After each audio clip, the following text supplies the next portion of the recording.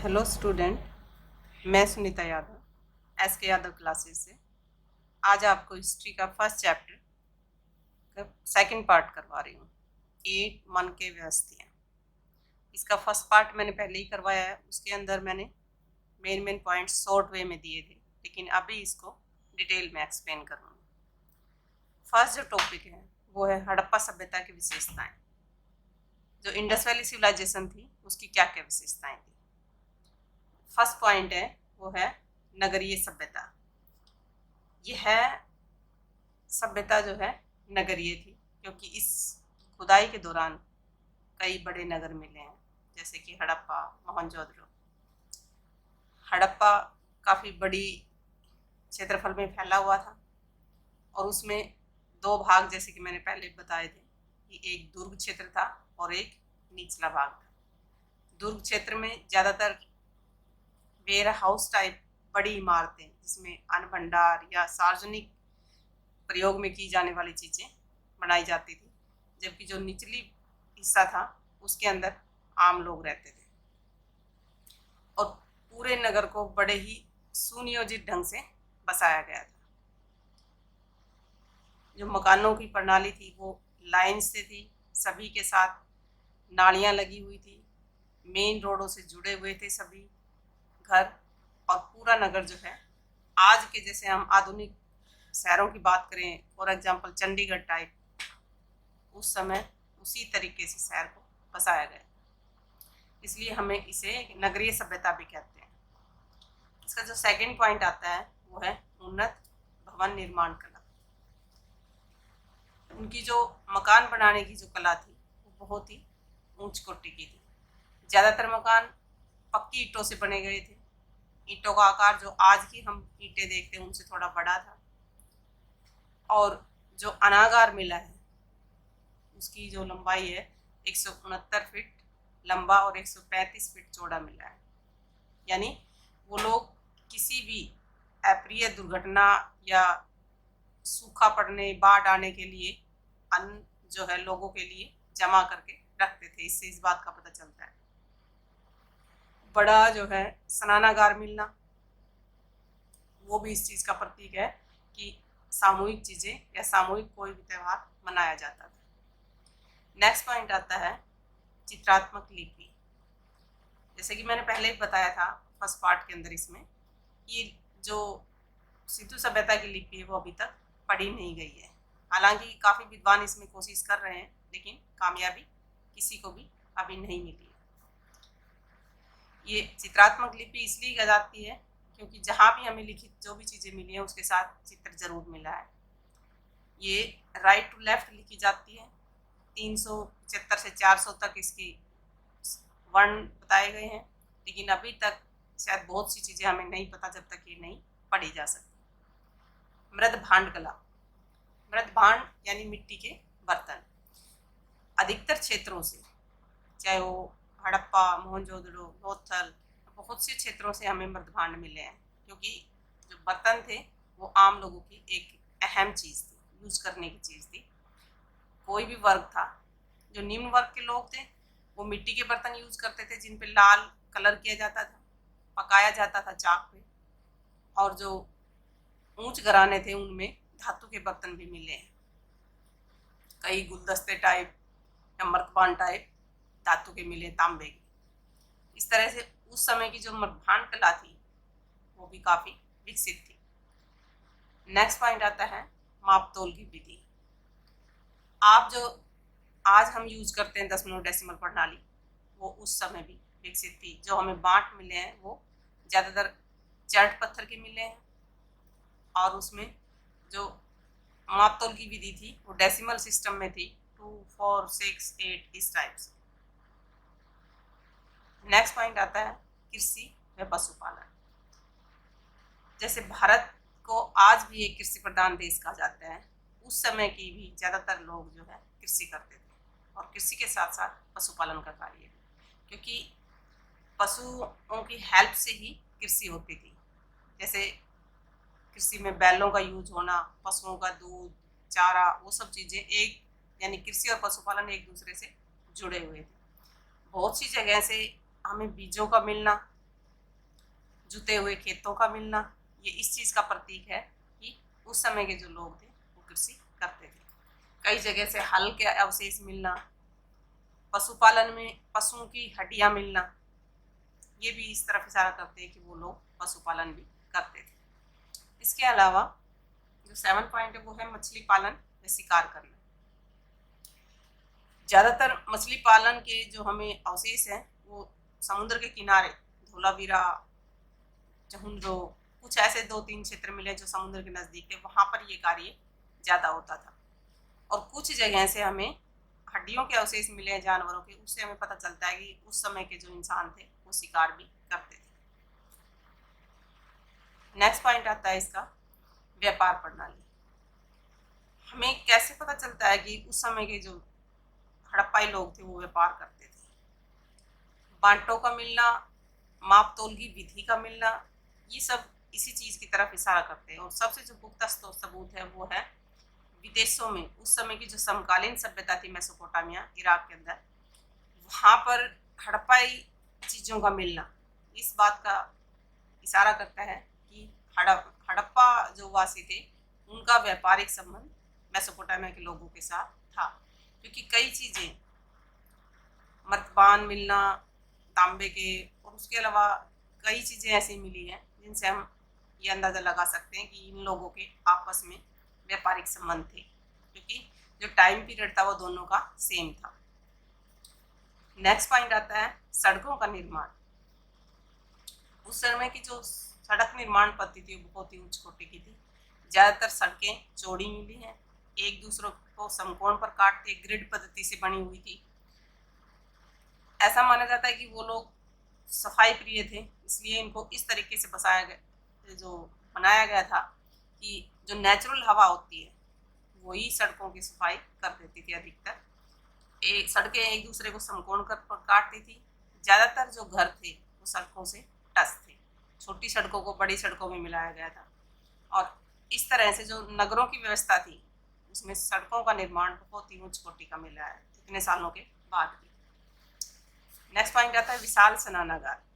मोहनजोदड़ो के अंदर काफ़ी बड़े मात्रा में बड़ा स्नानागार मिलना इस बात का संकेत है कि वो लोग कोई भी धार्मिक ऐसा उत्सव मनाते थे जिसमें सभी लोग शामिल होते थे।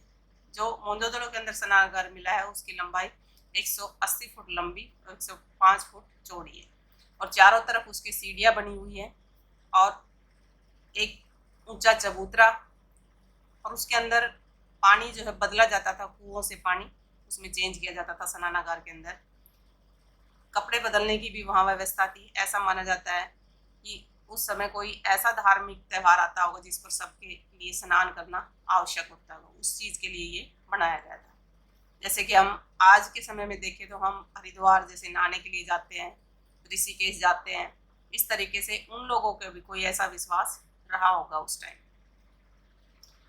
नेक्स्ट जो टॉपिक आता है वो है हड़प्पाई लिपि की विशेषताएं।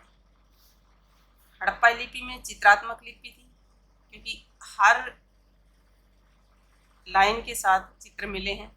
ये दाईं से बाईं ओर लिखी जाती थी, राइट टू लेफ्ट। इसमें ज़्यादातर जो वर्णों की संख्या थी, चिन्हों की संख्या 375 से 400 तक मानी गई है, यानी 375 से 400 तक। लेकिन अभी सिर्फ अंदाजा है, पूरी तरह से पढ़ी नहीं गई है, इसलिए बहुत सी चीज़ें अभी रहस्य में है। शायद आने वाले टाइम में अगर ये पढ़ी जा सके तो इस सभ्यता के बारे में हमें और भी ज़्यादा जानकारी हासिल होगी। नेक्स्ट पॉइंट आता है हड़प्पा सभ्यता में कृषि व पशुपालन। जैसे कि मैंने अभी फर्स्ट पॉइंट में बताया था कि ज़्यादातर जो लोग थे वो कृषि करते थे। कृषि में जौ, दाल, सफ़ेद चना, तिल, बाजरा इत्यादि की खेती की जाती थी। बाजरा के चिन्ह हमें कालीबंगन राजस्थान से मिले हैं, जिससे हमें पता चलता है कि वे लोग बाजरा की खेती करते थे। चावल के अवशेष हमें बहुत कम मिले हैं, इसलिए हम ये अंदाज़ा लगा सकते हैं कि उस समय के लोग शायद चावल नहीं खाते थे। कई जगह से हमें मिट्टी के हल व लकड़ी के हल के अवशेष मिले हैं। इससे पता चलता है कि वे ज़मीन को जोतते थे खेती के लिए, और खेती में ज़्यादातर जो है बीजों का छिड़काव करते थे। यानी आज जैसे हल से बोया जाता है वैसे बीज नहीं बोया जाता था, बल्कि वो छिड़क कर बीज बोते थे। सिंचाई ज्यादातर कुओं से की जाती थी। एक दो जगह नहरों के अवशेष भी मिले हैं और अफगानिस्तान जैसे क्षेत्र में तालाबों के अवशेष मिले जिससे कि खेती की जाती थी। इसलिए जो सिंचाई के साधन थे उस समय या तो नेचुरल बारिश थी, कुएं, नहर या तालाब का प्रयोग होता था। ऐसे अवशेष मिले हैं।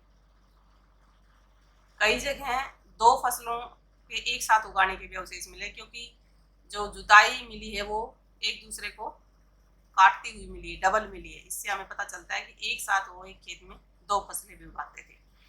और साथ साथ इसमें बैलगाड़ी व भैंसा गाड़ी का भी उपयोग होता था, क्योंकि इसके भी हमें एक दो जगह अवशेष मिले हैं। एक लकड़ी के जो है बैलगाड़ी के अवशेष मिलना, जिसमें दो बैल जुते हुए हैं और पीछे एक व्यक्ति बैठा हुआ है, इससे पता चलता है कि उस समय के लोग बैलगाड़ी का भी यूज करते थे और भैंसा गाड़ी का भी। इसमें कृषि व पशुपालन दोनों चीज एक दूसरे से जुड़े हुए थे और ज्यादातर जो पॉपुलेशन थी वो इस कार्य में संलग्न थी। नेक्स्ट आता है जल निकास प्रणाली। सबसे अच्छी चीज मानी गई है इस सभ्यता की, वो है जल निकास प्रणाली। जैसे कि हम आज भी देखते हैं बड़े शहरों के अंदर जल निकास प्रणाली एक बड़ी प्रॉब्लम है, लेकिन उस समय ऐसा माना जाता है कि नालियां भी सड़कों की तरह ग्रिड पत्ती पर बनी हुई थी। हर घर को नालियों से जोड़ा हुआ था और छोटी नालियां बड़ी नालियों में मिलती थी, एक दूसरे को समकोण पर काटती थी। घरों का जब भी कोई शहर बसाया जाता था तो घरों का निर्माण बाद में होता था, पहले नालियां बनाई जाती थी। जैसे आज का इंसान भी कई जगह हम देखते हैं कि नालियां नहीं बनाई जाती, वो बाद में सोचा जाता है। छोटी नालियों को बड़ी नालियों से जोड़ा हुआ था ताकि शहर का पानी शहर से दूर चला जाए। नालियों को बहुत बड़े पत्थरों से ढका है। उस समय की जो मेन चीज क्या थी, नालियां अंडरग्राउंड मिली है लेकिन ऐसे पत्थरों से ढकी हुई जिसको समय समय पर हटाया जा सके। आज जो हम देखते हैं नालियों की पत्ती वो जमीन के अंदर होती है, उसको खोदा नहीं जाता दोबारा, लेकिन उस समय की जो नालियां थी उनके पत्थरों को हटाकर उनकी अच्छे से सफाई की जा सकती थी। इसलिए ऐसा माना जाता है कि वो लोग बहुत ही सफाई पसंद थे।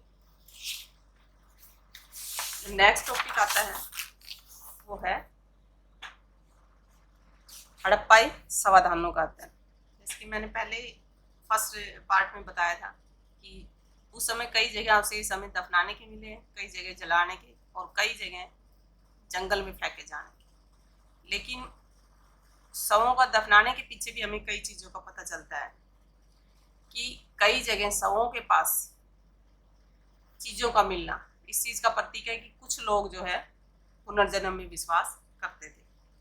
कुछ शवों के पास काफ़ी कीमती चीज़ें मिलना और कुछ शवों के पास नॉर्मल आभूषण मिलना, शिल्प या मनके का आभूषण मिलना। इससे समाज की जो विभिन्नता थी अमीर और गरीब की, उसका भी पता चलता है। जो विलासिता की वस्तुएं थी, जो यूज करने की चीज़ें थी, उनसे हमें पता चलता है कि उस समय भी अमीर और गरीब दोनों तरह का समाज था। कई जो शवों के साथ तांबे के दर्पण और महंगे आभूषण का मिलना, उससे वो पता चलता है कि वो बहुत राजा महाराजा या कोई बड़े लोग रहे होंगे जिनके पास इतनी महंगी चीजें रखी जाती है।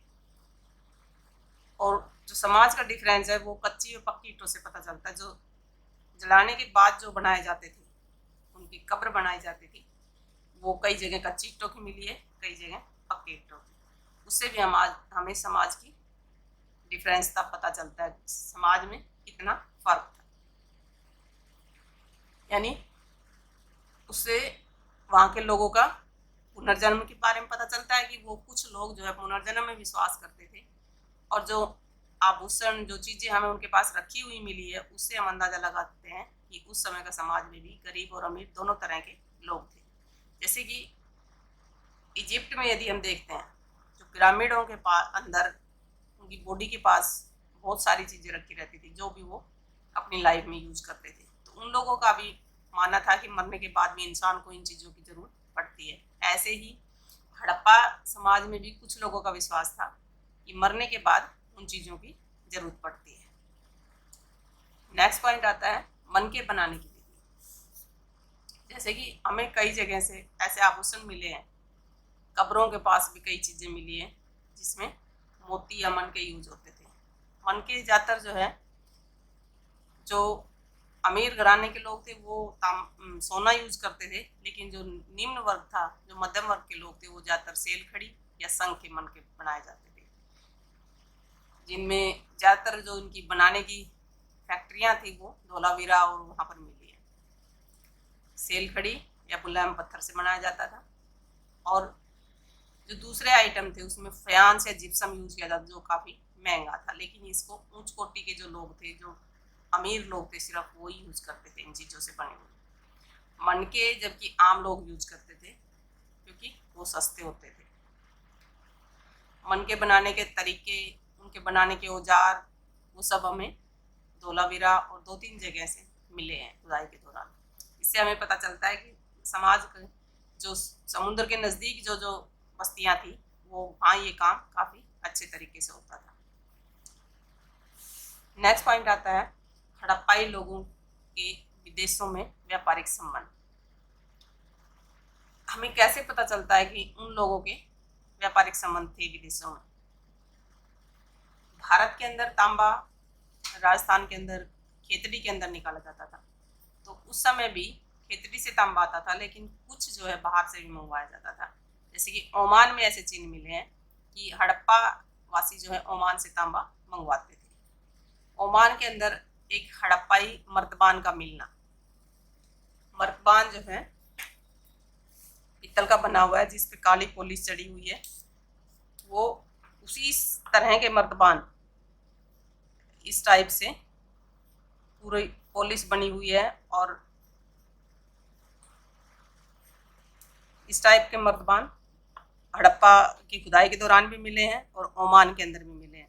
उससे हमें पता चलता है कि उस समय के लोग जो हड़प्पा वासी थे, उनके व्यापारिक संबंध उन देशों के साथ है। वहाँ से तांबा भी आता था और कुछ बनी हुई चीज़ें भारत से वहाँ जाती थी। इसके साथ साथ एक पॉइंट और आता है, वो है धार्मिक विश्वास। उन लोगों की धार्मिक विश्वास क्या थे, वो हम कैसे पता लगाते हैं? धार्मिक विश्वास में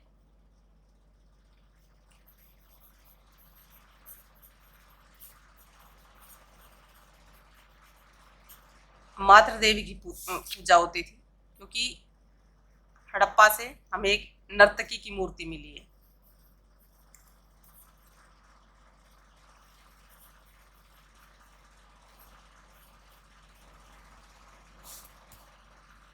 धार्मिक विश्वास के अंदर नर्तकी की मूर्ति का मिलना, शिवलिंग का मिलना, और एक जगह बिल्कुल शिव जी के तरह ही एक बैठा हुआ है देवता, और उसके चारों तरफ जो है जानवर। इस तरह की 2-3 जगह से हमें मूर्तियां मिली हैं, हड़प्पा, मोहनजोदड़ो और भी लोथल में भी मिली है। उनसे हम पता चलता है कि उस टाइम के लोग मूर्ति पूजा में विश्वास करते थे, माता देवी की पूजा करते थे, उसके साथ साथ ही वो प्रकृति की भी पूजा करते थे। जैसे कि आज के लोग पीपल की पूजा करते हैं, वो लोग भी करते थे, सूर्य की पूजा करते थे, और शिवलिंग और भगवान शिव को वो भी मानते थे। ऐसे उनके धार्मिक विश्वास थे। उपरोक्त सभी तथ्यों के बाद हम इस पॉइंट पर आते हैं कि इतनी बड़ी सभ्यता थी, इतने बड़े क्षेत्र में फैली हुई थी, लेकिन फिर इस सभ्यता का विनाश कैसे हुआ, उसका निर्णय भी हम वहाँ से प्राप्त अवशेषों के आधार पर ही लगाते हैं। जैसे कि जलवायु परिवर्तन। कुछ विद्वानों का मानना है कि शायद अचानक जलवायु परिवर्तन की वजह से ये सभ्यता नष्ट हो गई। सेकंड पॉइंट आता है वनों की कटाई। कुछ लोगों का मानना है कि पेड़ों की ज़्यादा कटाई हो गई और उससे उन्हें ऑक्सीजन मिलनी बंद हो गई, और जिससे जीवन दुर्भर हो गया और उनकी जो ये सभ्यता थी ये नष्ट हो गई। इससे नेक्स्ट पॉइंट आता है भूकंप। कुछ लोगों का मानना है कि एकदम भूकंप आया होगा और सब कुछ तबाह हो गया होगा, क्योंकि इतनी बड़ी सभ्यता एक साथ नष्ट होना बहुत मुश्किल दिखाई देता है। इसके अलावा अगला पॉइंट माना जाता है बाढ़। बाढ़ का आना, क्योंकि बहुत से जो हड़प्पा के मकान मिले हैं उनके अंदर मिट्टी भरी हुई मिली है, तो उससे पता चलता है कि शायद बाढ़ ने एकदम सब कुछ तबाह कर दिया होगा। मोहनजोदड़ो के अंदर 7 पुर्तों का मिलना भी इस बात का सबूत है कि शायद बाढ़ की तबाही की वजह से ये सभ्यता नष्ट हुई। नेक्स्ट पॉइंट आता है नदियों का मार्ग बदलना। सिंधु नदी ने शायद अपना मार्ग बदल लिया और पानी की कमी की वजह से ये सभ्यता नष्ट हो गई।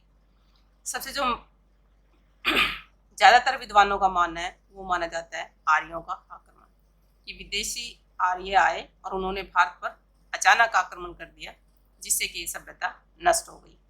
इसका अनुमान इस आधार पर लगाया जाता है कि बहुत सी जगह हड्डियों का मिलना एक साथ, काफ़ी जो बॉडी इकट्ठी एक जगह मिलना, इस बात का प्रमाण है कि शायद आक्रमणकारियों ने एकदम हमला किया और इस सभ्यता को नष्ट कर दिया। पॉइंट्स कोई भी हो, लेकिन कोई तो रीजन रहा होगा जिसकी वजह से इतनी बड़ी सभ्यता नष्ट हो गई।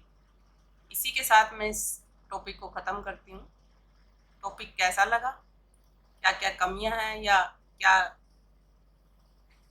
इसके बाद लाइक कीजिए, सब्सक्राइब कीजिए और जो भी कमी आए वो कमेंट्स में डालिए। Thank you.